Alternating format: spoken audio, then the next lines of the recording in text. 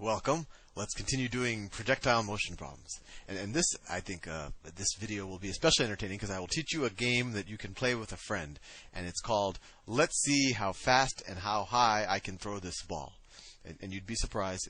It's actually quite a stimulating game. So let me just write down kind of let me write down everything we've learned so far. Change in distance. Oh, that might be too. Let me stay with the blue. I never use the blue. Change in distance is equal to average velocity times time. And we know that change in velocity is equal to acceleration times time. We also know that average velocity is equal to the final velocity plus the initial velocity over 2. We know the change in velocity, of course, is equal to the final velocity minus the initial velocity. This should hopefully be intuitive to you, right? It's just how fast you're going at the end minus how fast you're going at the beginning. Divided, no division. It's just, I got stuck in a pattern. It's just VF minus VI, of course. VF minus VI. And then, these might, you probably already knew this before you even stumbled upon my videos.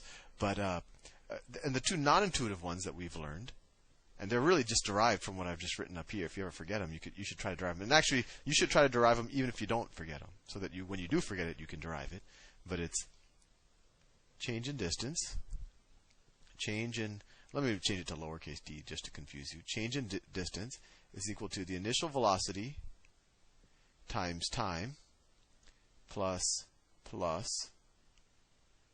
at squared over 2. That's one of what I'll call the non-intuitive formulas. And the other one is that the final velocity squared is equal to the initial velocity squared plus 2ad. And we've derived all of these, and I encourage you to try to rederive them. But using these two formulas, you can play my fun game, how fast and how high did I throw this ball? And all you need is your arm, a ball, a stopwatch, and maybe some friends to watch you throw the ball. So how do we play this game?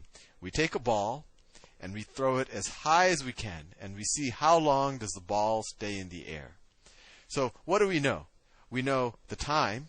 We know the time for the ball to leave your hand, essentially leave the ground and come back to the ground, right? So we're given time. What else do we know? Well, we know acceleration, right? We know acceleration is just minus 10 meters per second. If you're actually playing this game for money or something, you probably want to use a more accurate acceleration. You could look it up on Wikipedia. It's minus 9.81 whatever meters per second squared. And do we know the change in distance? At first you're saying, well, Sal, I don't know how high this ball went. But we're talking about the change in distance over the entire time, right? So it starts at the ground, essentially at the ground. I'm assuming you're not like 100 feet tall. You're essentially at the ground. So it starts at the ground and it ends at the ground. So really the change in distance, delta D, is 0. It starts at the ground and ends at the ground. This is this is a vector quantity, right? Because the direction mattered. If I told you how far did the ball travel, well then you would have to look at its path and say how high did it go and where did it come back. And actually, if you wanted to be really exact, the change in distance would be the height from your hand when the ball left your hand to the ground. So if you're like 6 feet tall or 2 meters tall, the change in distance would actually be minus 2 meters. But we're not going to do that because that would just be too much. But you could do it if there's ever a close call between you and a friend and you're betting for money. So let's see. You're given these things, and we want to figure out. So we want to figure out a couple of things. We want to figure out. Well, the first thing I want to figure out is, how fast did I throw the ball? Because that's what's interesting, because that is, that would be a pure test of testosterone. So how fast? So I want to figure out VI. VI equals question mark. Well, which of these formulas can we use? And actually, I'm going to do it first with the formulas, and then I'm going to show you kind of almost an easier way to do it, where it's more intuitive. But I want to show you that these formulas can be used for fun with your friends. So let's see, we know time, we know acceleration, we know the change in distance, so we could just solve for VI, right? So let's do that. So in this situation, change in distance is 0. Let me change colors again just to change colors. So change in distance is 0, right? Change in distance is 0 is equal to VI times time. And let me put the G in for here. So it's minus 10 meters per second squared divided by 2. So it's minus 5 meters per second squared, we could say almost. So it's minus 5 t squared, right? All I did is I took minus 10 meters per second squared for A, divided it by 2, and that's how I got the minus 5. If you use 9.81, whatever, this would be 4.905 something something. But anyway, let's get back to the problem. So if we wanted to solve this equation for VI, what could we do? Well, this is pretty interesting because we could factor a t out, and this actually, what's cool about these physics equations is that everything we do actually has kind of a real reasoning behind it in the real world. So let me actually flip the sides and factor out a t just to make it confusing.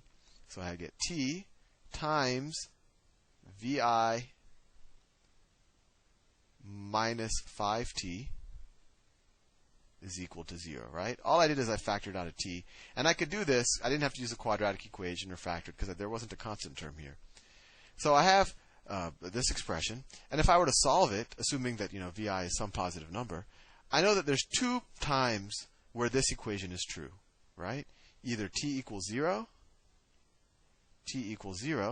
or this term equals 0. VI minus 5t is equal to 0. Or, since I'm solving for velocity, we know that VI is equal to 5t. Interesting. So, what does this say? There's 2 times. If we knew the velocity, we could solve it the other way. We could say that t is equal to VI divided by 5, right? These are the same things, just solving for a different variable.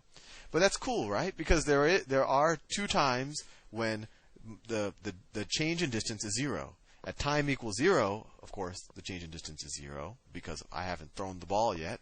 And then at a later time, or my initial velocity divided by 5, it'll also hit the ground again. So those are the 2 times that the change in distance is 0. So that's pretty cool. This isn't just math. Everything we're doing in math has kind of a application in the real world. So we've solved our equation. VI is equal to 5t. So if you and a friend go outside and throw a ball, and it takes literally, and you try to throw it straight up, although we'll learn when we do the two-dimensional projectile motion that it actually doesn't matter really if you have a little bit of an angle on it, because the vertical motion and the horizontal motions are actually independent, or can be viewed as independent for each other. But if you want to figure out, and this velocity you're going to get if you play this game is going to be just the component of your velocity that goes straight up. Okay? I know that might be a little confusing, and hopefully it'll make a little more sense in a couple of videos from now when I teach you vectors. But the velocity, if you were to throw this ball straight up and time it, when it hits the ground, then this velocity would be literally the speed, actually the velocity at which you throw the ball. So what would it be? Let's see. If I threw a ball and it took 2 seconds, if it took 2 seconds to go up and hit the ground, then I could use this formula, and this is actually 5 meters per second squared. 5 meters per second squared. Times t, right? Times t seconds. So if it took 2 seconds, so if t is 2, t is equal to 2, then my initial velocity is equal to 10 meters per second. And you could convert that to miles per hour. We've actually done that in previous videos. If you throw a ball so fast, let's see, if you throw a ball that stays up in the air for, I don't know, for 10 seconds, then you threw it at 50 meters per second, which is extremely, extremely fast.